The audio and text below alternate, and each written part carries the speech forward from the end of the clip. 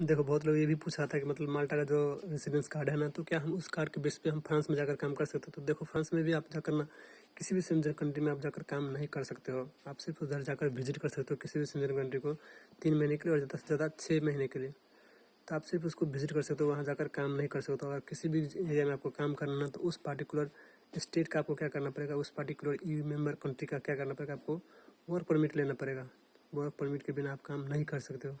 आपको उधर का वर्क परमिट और उधर का रेसिडेंस चाहिए उधर काम करने के लिए। खासकर जिस तरह से मैंने स्वीडन के बारे में बताया था, तो स्वीडन में आप काम स्टार्ट कर सकते हो, ठीक है, लेकिन उधर भी आपको बाद में वो चाहिए ही।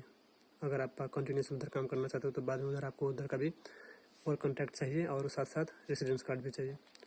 तो ये टोटल पूरा प्रोसेस रह जाता है। तो ये डिपेंड होता है कि मतलब आप, और कितना लोग ये भी पूछ रहा था कि क्या मतलब हमारे पास जो माल्टा का जो TRC है तो क्या उस पर हम UK या अमेरिका अप्लाई कर सकते हैं, जा सकते हैं घूमने के लिए? तो नहीं यार, UK और अमेरिका आपको जाने के लिए ना इम्पॉसिबल, मतलब आसान नहीं है। इधर से आपको इस TRC पे नहीं जा सकते, क्योंकि UK और अमेरिका के लिए ना जो मतलब एक प्रोसेस है, आपका ओरिजिनल पासपोर्ट है जिस कंट्री का, तो उस कंट्री का क्या रूल है, क्या हिसाब है, किस कैटेगरी में आपके पासपोर्ट को वो कंट्री मतलब UK और अमेरिका रख रहा है आपके कंट्री का पासपोर्ट को।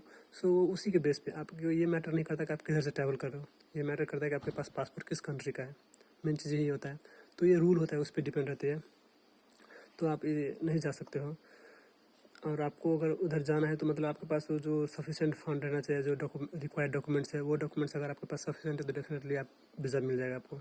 इसमें कोई लक नहीं रहता, कुछ नहीं रहता।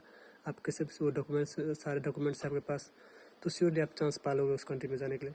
लेकिन जब फ्रांस की बात करूँ तो फ्रांस में मैं यही कहूँगा कि फ्रांस में आसान नहीं है जाने के लिए। फ्रांस में जाने के लिए आपको यही चीज़ आपको चाहिए ही, जो चीज़ मतलब मैंने बोला कि आप उधर रह सकते हो इतना 3 महीने 6 महीने, लेकिन काम आप नहीं कर सकते हो। किसी भी सेंजर कंट्री में आपको काम करने के लिए सेंजर कंट्री का अगर TRC है तो आपको उस कंट्री का, पार्टिकुलर कंट्री का वर्क कॉन्ट्रैक्ट लेना ही पड़ेगा और रेसिडेंस कार्ड लेना ही पड़ेगा, तो ही आप काम कर सकते हो उधर। यही इन्फॉर्मेशन।